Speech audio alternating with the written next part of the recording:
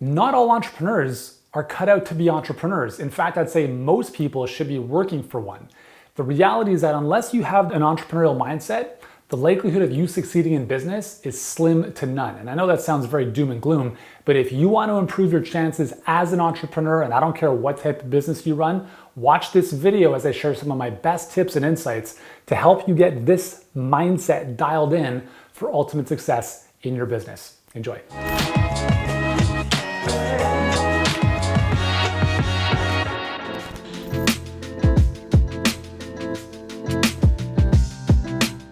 I don't think most entrepreneurs are cut out for entrepreneurship, and here's why I say this. Most entrepreneurs, especially nowadays, are looking for the quick fix. They don't understand what it takes to build a great business. Anything great, anything worthwhile takes time, and it isn't necessarily easy. If you've got kids, you know what I'm talking about. If you want to get great physical, muscular body, it takes time. It doesn't happen overnight. You have to put in the work, not necessarily the blood, but the sweat and tears are part and parcel of that journey. The same thing with business. And if you are not okay with the ups and downs and the turbulent journey that is running your own business, then work for someone else who's okay with that. Because I've been in business since 2006, and I'll tell you this with 100% certainty, is I've been knocked down 100 times more than I've won. And the ability to keep getting back up, whereas Winston Churchill says, success is going from failure to failure without loss of enthusiasm. That's what entrepreneurship is all about. So if you're not cut out for that, do something else. But if you are, keep at it.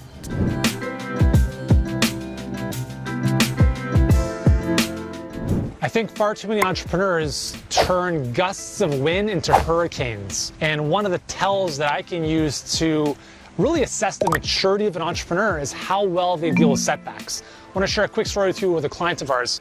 She had 3 amazing months in a row. And then she had a slow month, not a great month. And it was like the end of the world. And I had a conversation with her and I said, well, let me share 2 things that have worked well in my life. Because I relate. For many, many years, I was that guy who attached my happiness to how much money the business was doing. If everything was great, I'd feel great. If things weren't going well, I'd feel shitty. And if you can relate, it's not a lot of fun. So the 2 things I can share with you here are getting to a point in your life where you can completely detach your happiness from the outcomes in whatever you're doing. Good or bad, at least in my life right now, it's all the same. If we have a bad day or a great day, I'm happy either way. That's actually a nice little rhyme. But I think if you can get used to detaching yourself from the specific outcomes, you just enjoy the process a whole lot more. Now that's easier said than done, but I think it is a process of maturity. I've been in business now for close to 20 years, so I'm not saying this is easy overnight. I mean, I've gone through the journey and I continue to go through it. But the first thing is being able to better detach yourself from the outcomes in terms of how you feel. The second thing to recognize is that without the setback,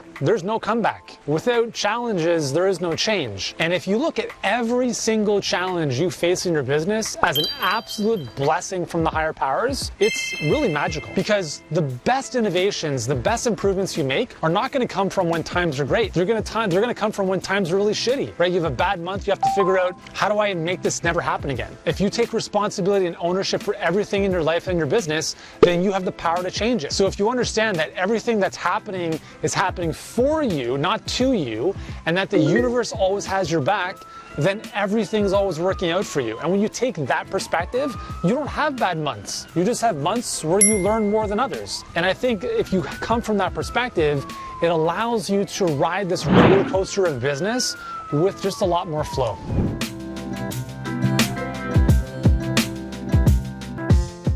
Fear is killing your dreams, guys. Do this to stop the insanity. Listen, I'm not saying that I don't experience fear, and I'm not saying I'm a perfect human because I'm definitely far from that. But we all experience fear, and fear is nothing more than a story that we're making up in our mind about a future event that hasn't happened yet based on past experience. Let that sink in for a second. It's not real, so how do we conquer it? The way to get through fear is to go through it. The way to get to it on the other side is to go through it. So let's use an example of water. Let's say that I'm afraid of a body of water like this. Here's what we do, and it's a psychological process called successive approximation, which essentially means in order for me to get comfortable or feel safer instead of fearful, I'm gonna move a little bit closer to the thing I'm afraid of. In business, what are you afraid of? Take one action day after day to move closer to that. Shoot a video, post it online. If you're afraid of doing it, do it. All right, so I'm moving a little bit closer to the water. I'm a little bit hesitant, I'm a little bit fearful, but I'm gonna keep moving and I'm gonna keep going until I'm in the water, and I'm gonna take a moment and recognize recognize that nothing bad is happening here. Nothing bad is gonna happen if you post videos online. Nothing bad is gonna happen if you stand out, if you put yourself out there. You will have people that will take stones and throw them at you because you're now on the field and they're in the stands chirping. Who cares? Ignore them. You keep moving towards your goal. You keep moving through the fear, you muster up the courage, and eventually you're up to your neck in water and you feel like you're at home. And that's how you conquer fear, my friends.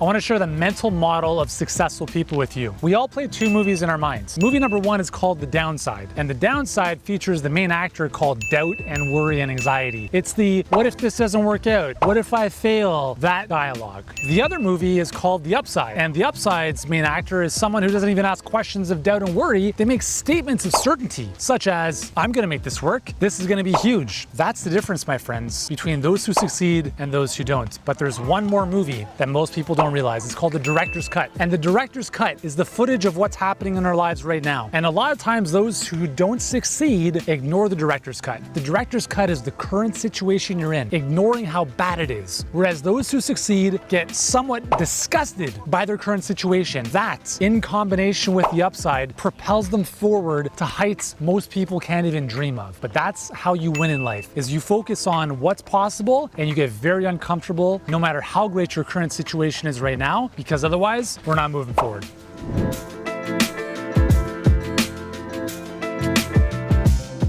This one emotion kills high achievers, and that one emotion is boredom. I've been here many times myself. I don't know if you have as well. You hit a certain point in your business and you're like, now what? Things are good, got everything I need. And I have a friend sharing this story with someone else. I call this millions in the bank and no juice in the tank. Very successful coaching business, millions in the bank, 80% profit margins. You could chill. So he had no juice in the tank. He was bored out of his mind. And my suggestion to him, again, because this is what worked for me, was you have to reconnect with your vision, reconnect with your why, or expand your vision. Or maybe it's buy a car, get a house, take a vacation, something that's gonna emotionally drive you. And we know that those things don't make us happy, but if they're the winds that you can kind of adjust your sail to catch onto, at least temporarily to move you to the next level, then that's totally fine. Because the key is that no one can tell you what's important to you. That's for you to decide. So it might be your customers, your clients, your kids, your health, whatever, but find that reason, connect to that, and use that to propel you to the next level. Because the only thing that happens when you get to the peak of the mountain is you go down, or you have to choose another mountain to climb, and that's the key here.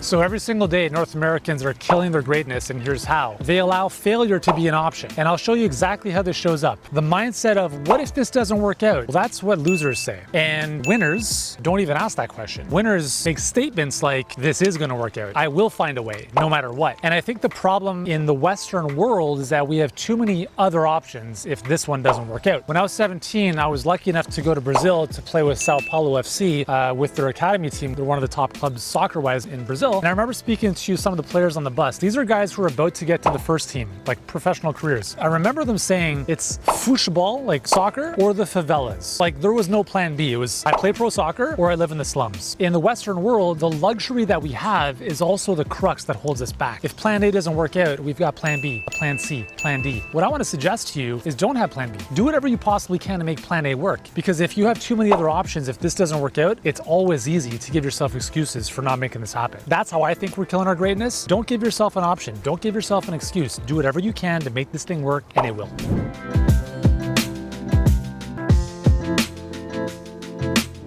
The need for certainty is killing your progress. And here's how. Let's assume that where you are is on this side of the bridge, and everything you want in life or in a particular situation is on that side of the bridge. Most people are staying here because they're not sure if the bridge is gonna hold. They're looking for 100% certainty that if they walk across the bridge, it's gonna be okay. And in this case, it's all good, which is why we can walk across it without even thinking twice. But what if this bridge had crocodiles in the stream and had one of those raggedy little rope handles? Different situation. But here's the thing, guys, is in life, that's the bridge in most cases. When you're looking to build a business, when you're looking to do things you haven't done before, it's like you're crossing a bridge with crocodiles in the canyon and ropes, and you're not even sure if that thing is gonna hold. In life, nothing is certain. You have to have certainty in yourself. You have to have conviction in yourself, and even better, if you have a guide who's walked the bridge hundreds of times before you so that they can show you the way across. Because if you don't have enough belief, you need to borrow someone else's. If you don't have enough conviction, you need to borrow someone else's. And also remember that if someone else has done it once, twice, twice, 100 times, there's no reason you can't either.